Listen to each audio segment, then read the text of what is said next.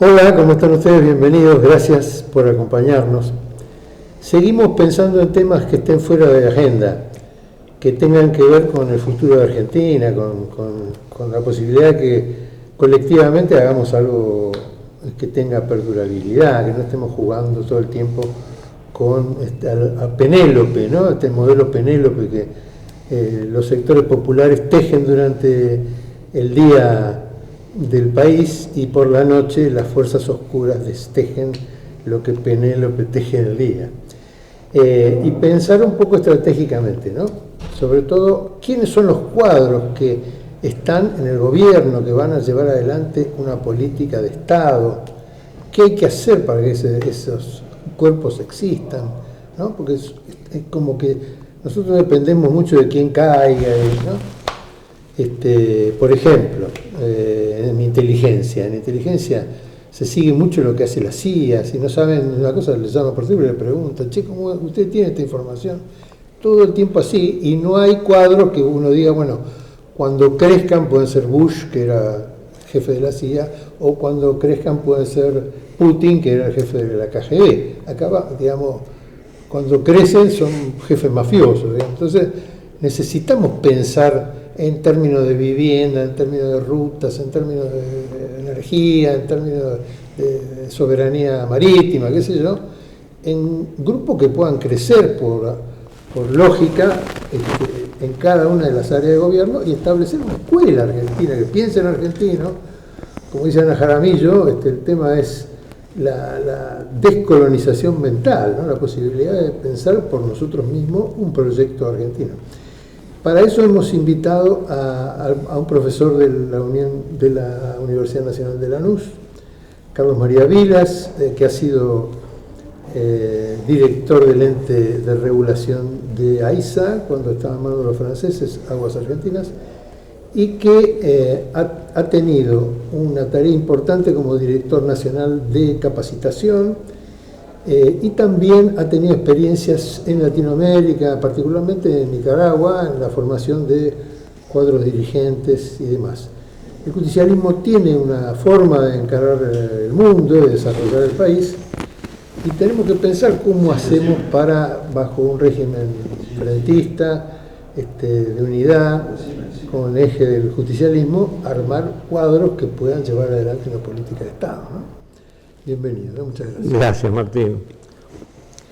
Sí, uno de los problemas que tenemos en Argentina es que nos cuesta llegar a acordar un proyecto de país que exprese a grandes mayorías de población.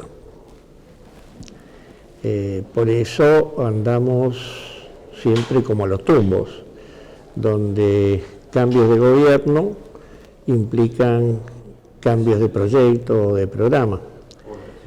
Es algo que ya en los años 60 o 70, un economista vinculado a la vieja CGE de Gelbart, Marcelo Biaman, llamaba la pendularidad argentina, que pasamos de un gobierno nacional popular a un gobierno neoliberal o neoliberal, y después de vuelta a nacional popular. Sí, yo a eso llamo el modelo Penélope. Sí, él hablaba de la pendularidad. Yo, con menos sofisticación, en alguna oportunidad hablé de Argentina como que está condenada a andar a los tumbos. Y eso expresa la falta de un consenso básico respecto del tipo de país que queremos, del tipo de país que queremos para nosotros, para nuestros hijos y las generaciones que les sucedan. Algo estamos consiguiendo y lo estamos viendo en la conformación de este frente de todos, de todos y de todas, o de todes, que nunca es la coalición de la totalidad, pero sí es una coalición más amplia, o que promete ser más amplia que la que antes alguna vez pudimos haber tenido. Y una ilustración de los alcances que esto puede llegar a tener se da en el planteamiento que se hace ayer en torno a este proyecto de Argentina sin hambre, uno dice, bueno, pero tan mal estamos que la gran formulación se refiere a ver de qué manera no pase hambre nuestra población. Sí, eso muestra la gravedad en la que nos encontramos después de apenas 4 años de desmanejo y de rapacidad por parte de quienes están todavía a cargo del gobierno. Ahora, si no hay una concepción unida, dinámica, plural, pero de todas maneras dirigida hacia un mismo objetivo en materia de cómo queremos que sea la patria, cómo queremos que sea el Estado, es muy difícil formar recursos en ese sentido, porque las políticas de capacitación, de investigación, de desarrollo, de inversión, de bienestar social, siempre son la expresión en áreas concretas de la vida colectiva de un proyecto de gobierno. Me parece que también hay que pensar cómo se forman cuadros que conduzcan un Estado que cambie o que sea revolucionario o que sea transformador, ¿no? Tom Peters en busca de la excelencia, o Revolution Management, asesor de Nabisco, de Coca-Cola, de IBM, es muy dinámico en el planteo de cómo tiene que ser el conductor. Le gustan los conductores que caminan al borde de la legalidad, que muestra muy bien cómo los CEOs se dedican a que el patrón o los accionistas ganen más plata, aunque sea por izquierda, cosa que se ve en el gobierno que hemos tenido de Macri, de cómo, digamos, han generado más negocios para los grupos de poder que beneficios para la sociedad. ¿Cómo ustedes han capacitado gente para el Estado? ¿Han visto o has visto la revolución nicaragüense sandinista cómo ha formado cuadros?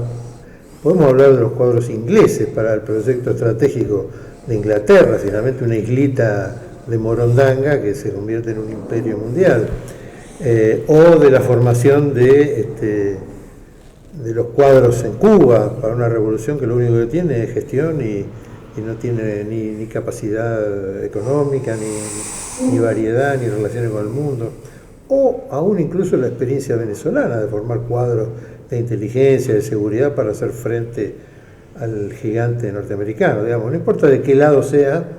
China desarrolla su esquema de planes que sean consecutivos y mantener un Estado fuerte para desarrollar un proyecto de país.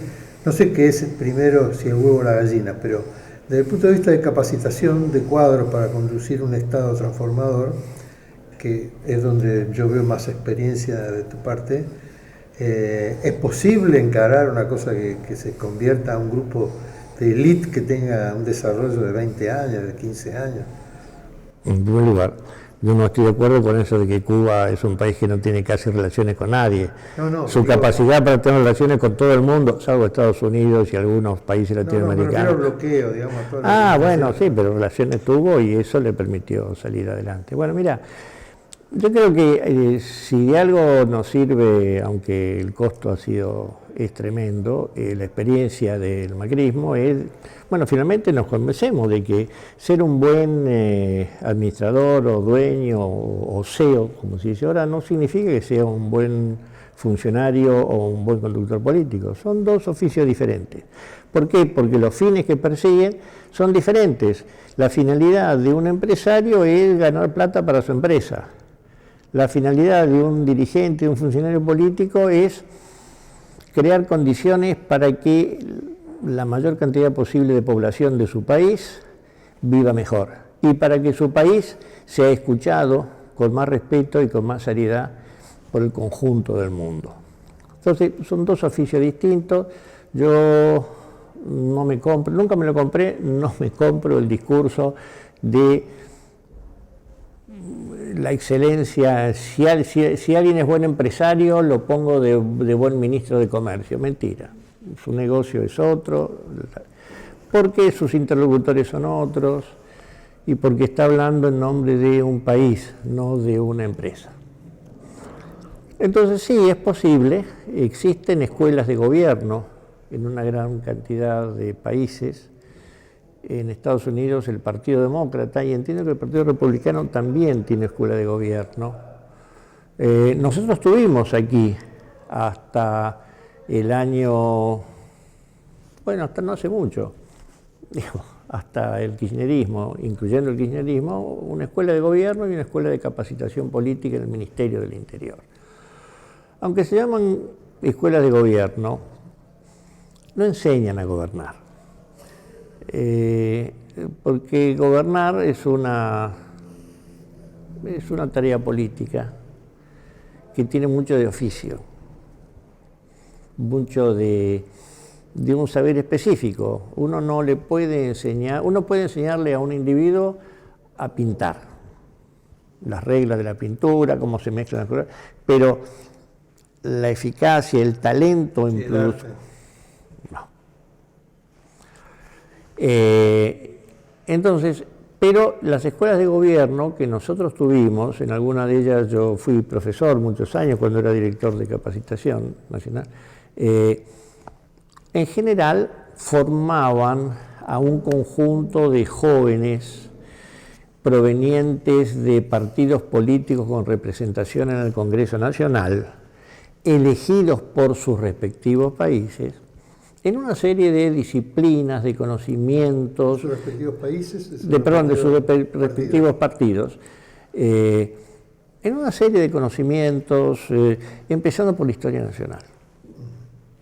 Un político, un funcionario, tiene que conocer la historia de este país, en lo que tuvo de luchas, en lo que tuvo de coaliciones, en lo que tuvo de éxitos, de derrotas, de fracasos y de mucho más o menos. Eso es posible. Y después vienen los saberes técnicos.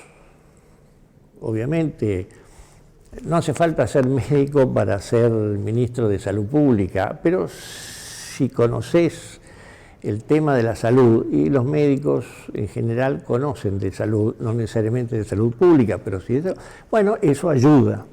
Pero hay una dimensión de gestión que en general es específica, contradictoriamente, en general es específica respecto de determinadas áreas.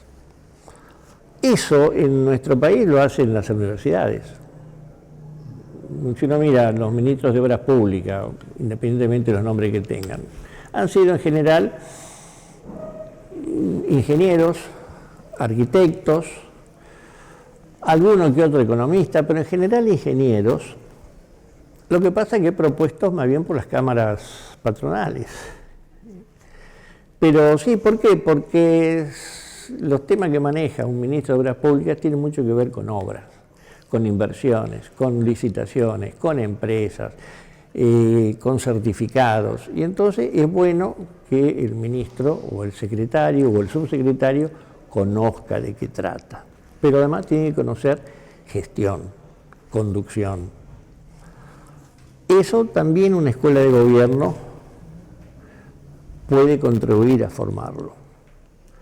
Y en general lo que se consideran las administraciones de gobierno exitosas de Europa, por ejemplo Francia, incluso Inglaterra, son ejemplos de esa calidad.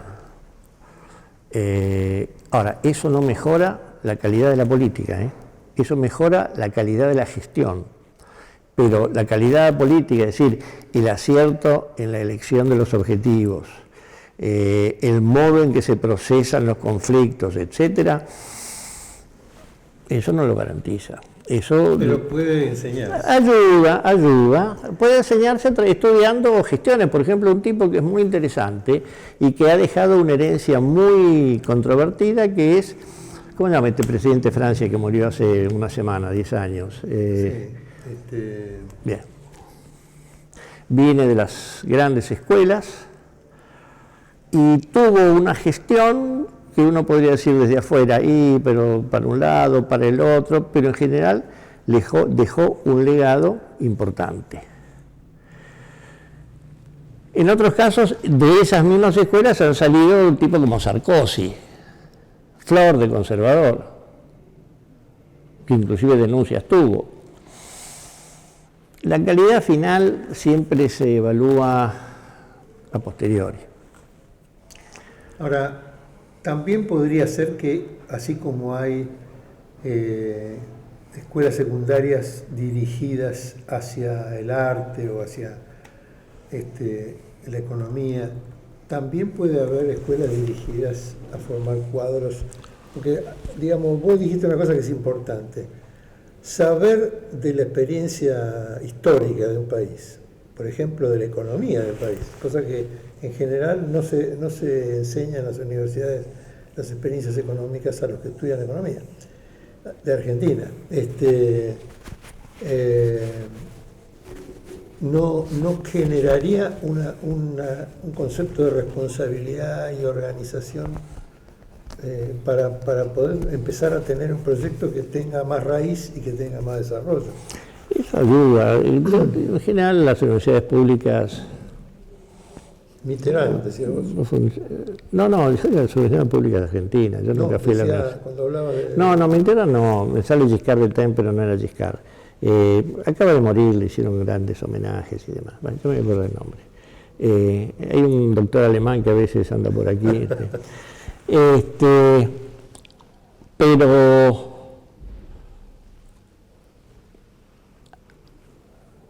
se puede desarrollar la capacidad de conducción. La conducción, decía Perón, es un arte, pero toda conducción. Y eso se puede, manejar equipos. No es sencillo, no es algo que salga del corazón o que uno por espontáneo. No, hay que saber manejar equipos. Es la capacidad de dialogar, es la capacidad de armar coaliciones por encima de las diferencias, de asumir que ninguna batalla es definitiva, porque después siempre sigue otra. Eso es lo que hace a la función política. Decime algunos principios más de eso que me gustó. No, yo los conozco de afuera, si no hubiera sido algo más que director nacional o viceministro. Pero, no, mirá, es eso, de saber distinguir que una cosa es la ideología y otra cosa es la política. La ideología te dice hacia dónde ir. Nosotros los peronistas no hablamos de ideología, decimos la doctrina. La doctrina te dice hacia dónde ir. La política te dice cómo ir, cómo llegar. ¿Dónde la circunstancia? Sería las tres banderas. Las tres banderas. Y la grandeza de la nación, y las tres banderas serían son esas. El viaje, digamos. No, las tres banderas son el objetivo. La soberanía es una hipótesis. Ahora, la hipótesis se hace realidad si uno toma determinadas decisiones conducentes a la soberanía. Por ejemplo, obligar a los exportadores a que ingresen los dólares que sacan, porque esos dólares son producto del esfuerzo de todos. La soberanía es conseguir que la Corte, que pide un expediente de una causa trucha, detenga y analice ese expediente, no que tenga que devolverlo rápido como si le quemara las manos porque dos o tres periódicos que dicen que eso se hace con fin. Eso ahí no tuvimos soberanía nosotros. Un poder del Estado no tiene capacidad de imponer su decisión. Entonces, es una hipótesis. Pero bueno, tenemos soberanía, independencia económica y justicia social. Esa es la gran doctrina nuestra. ¿Cómo hacemos eso? Con la política. Y la política incluye la conducción, la toma de decisiones y la gestión, es decir, el manejo de los recursos públicos y privados que son conducentes al logro de esos objetivos. Eso, en general, no depende de grandes definiciones, es más bien depende de coyunturas, de momentos, de situaciones, para los cuales hay que tener un talento. Ahora, que es como saber pintar. El buen pintor tiene un talento, aparte de tener la técnica. Bueno, está bien, pero suponete que vos tenés que formar una escuela de inteligencia para el Estado. No le puedes pedir a la CIA que te avise que vos sabés. Porque nuestra doctrina nos habla de soberanía. Eso, claro.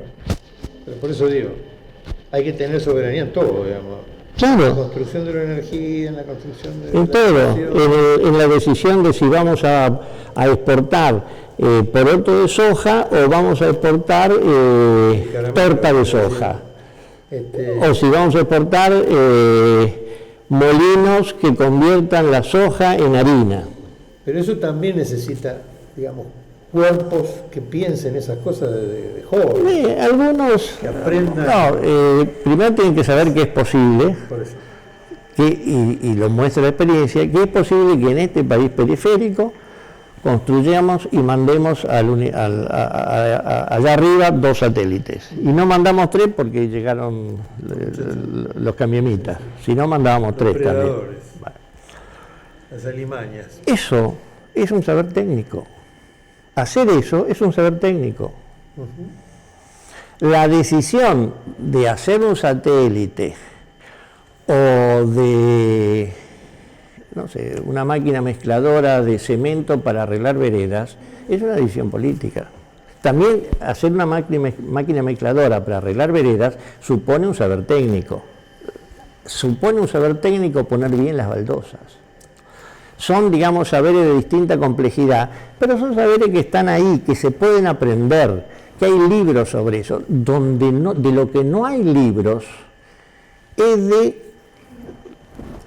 cómo hacer la política. Hay manuales, hay disertaciones, hay memorias de los que fueron políticos. Eso es de mucha utilidad, A ver qué dicen, qué piensan de lo que hacían los que hicieron. Ahora, eso hay que tener una vocación particular. Por eso fracasan los regímenes militares, pues si creen que es cuestión de darle orden, subordinación y valor, y van al desastre, porque las decisiones que tomaron fueron calamitosas. Aún los que no fueron tan dictatoriales, la pifiaron, porque su oficio es otro. Es recibir órdenes y hacerlas cumplir. Pero la política es una cuestión de convicción. Hay que convencer a la gente. Conviene ir por aquí, ¿por qué? Porque nos va, hasta a vos que sos mi adversario, te va a ir mejor yendo por aquí. Eso es un oficio. Ahora, lo que tiene de oficio aplicada a saberes técnicos, sí, eso se puede enseñar. Yo insisto, yo soy producto de la universidad pública. La universidad pública en la Argentina y las que conozco de América Latina, en México, en Honduras, en Cuba, en República Dominicana, en general están a la altura de sus responsabilidades. Sí, los estados también están a la altura de sus obligaciones respecto a la educación pública. Pero el tema es la decisión. Si vamos a armar, es muy claro, todo gobierno, todo Estado necesita su propia fuente generadora de información, de inteligencia. Lo que no va a decir el manual es si tenés que pedírselo a la CIA, al Foreign Office o empezar a construirlo uno mismo. Eso es una decisión política que hace juego con determinada orientación doctrinaria. ¿Vamos a fabricar cosechadoras nosotros o las vamos a importar hechas? Es una división política, así como yo lo veo. Yo entiendo perfectamente la diferencia entre la técnica y el arte. Y lo que pasa es que en general la toma de decisiones políticas también necesita cuadros, no solamente el conductor, sino cuadros que vayan arrimando el bochín, digamos, para desarrollar un tema u otro, es decir, cómo defender la soberanía en el mar, o cómo defenderlo en la Antártida, o en la cuántica, o en el 5G, o en la forma de educar, porque también podemos educar patriotas o prodigar cipayos, y entonces después no tenés cuadros para implementar una política de soberanía, porque los cuadros te van a plantear que hay que ser amable con el que quiera predarnos, ¿no?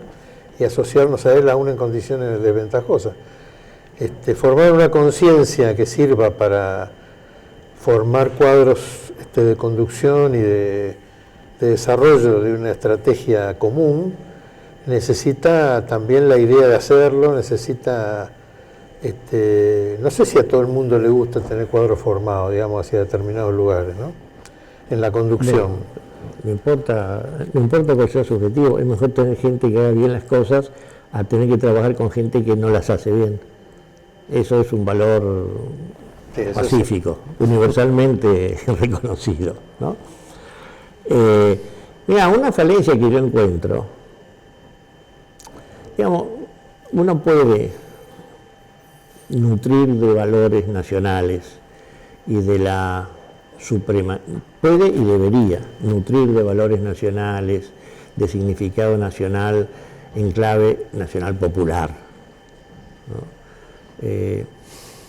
Prácticamente todas las actividades que tienen que ver con la vida pública y también de la vida privada.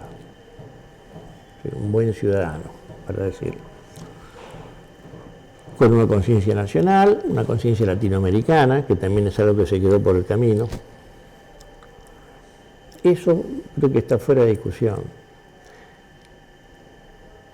Pero eso forma parte también de la cultura cotidiana de la población. Si eso es simplemente algo que se plantea de 8 de la mañana a 12, o de 2 de la tarde a 6 de la tarde, pasa como con la tabla del 3. Después, por falta de práctica, te lo olvidaste. Eso tiene que ser cotidiano, producto de una práctica cotidiana en todos los espacios de la vida. Sin duda, pero eso tiene que ver más bien con, yo diría, con una especie de ética social. El desafío es transformar esa ética social en una serie de, o digamos, cómo echar desde esa ética social una serie de polos a tierra en términos de economía, bienestar social, investigación, inteligencia y esto y lo otro. Que es lo que yo llamo la doctrina. La doctrina es eso. Y la doctrina no es algo congelado, definido de una vez para siempre. Para mi generación, en los años 60, en los 70, Perón nos tiró una consigna que era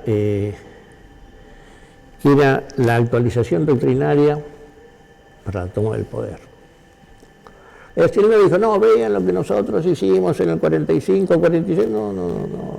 El mundo del 60 y los 70 no es el de los 40. Entonces, actualicen para la toma del poder, no simplemente para hacer para la prensa. Sí. Claro, no. Bueno. Ahora, ¿qué es la actualización? Bueno, a ver, las banderas siguen ahí, pero bueno, a ver, ¿qué es la justicia social hoy por hoy?